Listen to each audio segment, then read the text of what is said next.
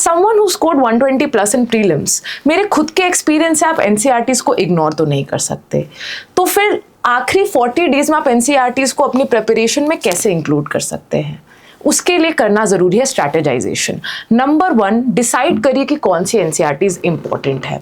अब सभी 43 new NCERTs के साथ आप इक्वली जस्टिस नहीं कर सकते, तो पीवाईक्यूज के बेसिस पे आइडेंटिफाई कीजिए कि कौन सी एनसीईआरटीज इस स्टेज पे आपकी प्रिपरेशन के लिए इंपॉर्टेंट है।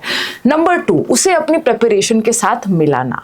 तो आप जिस सीक्वेंस में अपने सब्जेक्ट्स को रिवाइज कर रहे हैं, उसी सीक्वेंस में उस सब्जेक्ट की एनसीईआरटीज को पिक करिए, रिवाइज करिए जो आपको ब्रेक्स मिलते हैं आधे घंटे 1 घंटे के, क्योंकि ये बुक्स उतनी भारी नहीं है। तो फॉर एग्जाम्पल, जब आप मॉडर्न हिस्ट्री अपने क्लासिकल सोर्सेज से रिवाइज कर रहे होते हैं, तभी आप क्लास 8th और क्लास 12th की मॉडर्न हिस्ट्री वाली एनसीईआरटी ब्रेक्स में पढ़ने के लिए बैठिए।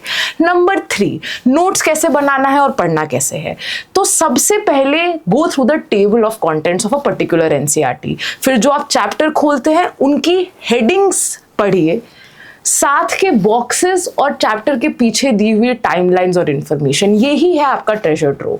आपको एनसीईआरटीज के अंदर पढ़ के अंडरलाइन नहीं करना है, आपको इसके अंदर से स्ट्रेटेजिकली इंफॉर्मेशन को अपने नोट्स में मिलाना है, ताकि आपको बार बार बुक खोल के रिवाइज ना करना पड़े। और अगर आप ऐसे बर्ड्स आई व्यू से एनसीईआरटी पढ़ेंगे तो आपको ये भी पता चल जाएगा कि जो चैप्टर्स आपके लिए इंपॉर्टेंट नहीं है, जैसे क्लास 12th में chapter 3 talking about colonial cities and architecture, उससे आपको एक्सटेंसिव नोट्स बनाने की जरूरत नहीं है। आप एक कर्सरी लुक उस चैप्टर को दे सकते हैं, और अगर उसके अंदर से कभी कोई इंपॉर्टेंट टर्मिनोलॉजी या पर्टिकुलर इंफॉर्मेशन आई तो आप एलिमिनेशन से उस क्वेश्चन को सॉल्व कर सकते हैं। इससे आपकी प्रिपरेशन इंटरेस्टिंग भी रहेगी और आप एनसीईआरटीज को अच्छे से इंक्लूड भी कर पाएंगे।